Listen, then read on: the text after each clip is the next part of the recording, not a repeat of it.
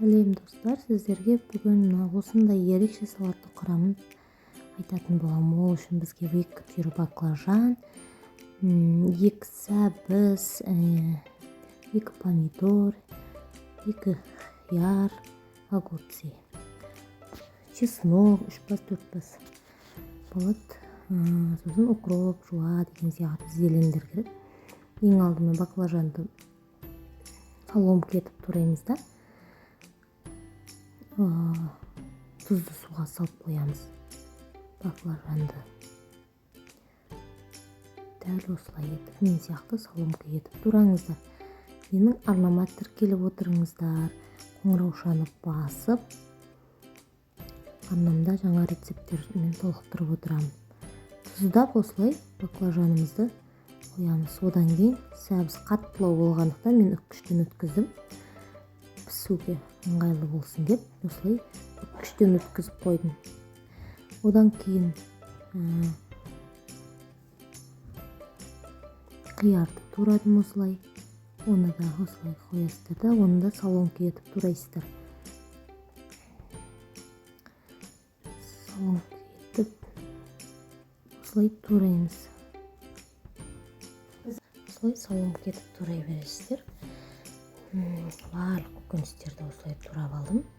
Одан кейін помидор, қызанақтарды да дәл осылай етіп, артық жерлерін кесіп алып тастадым да, өстіп соломка етіп оны да турадым. Бұл горячий салат, ыстық салат, яғни қуырып жасалатын. Өте дәмді болып шығады. Сіздер де жасап көрулеріңізге кеңес беремін. Өстіп барлығын турап алғаннан кейін барып майымды қыздырып алдым. Қызып тұрған майыма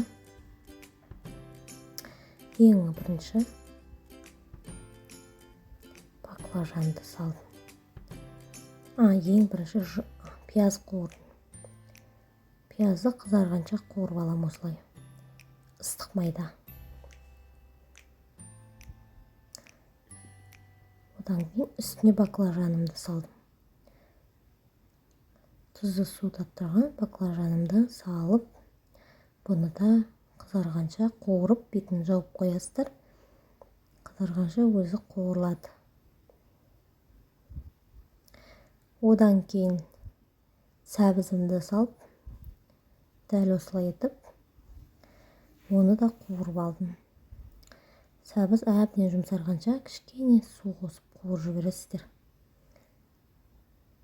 Татымына қарай тұз, паприка, әртүрлі универсальный приправа бәрін салуға болады.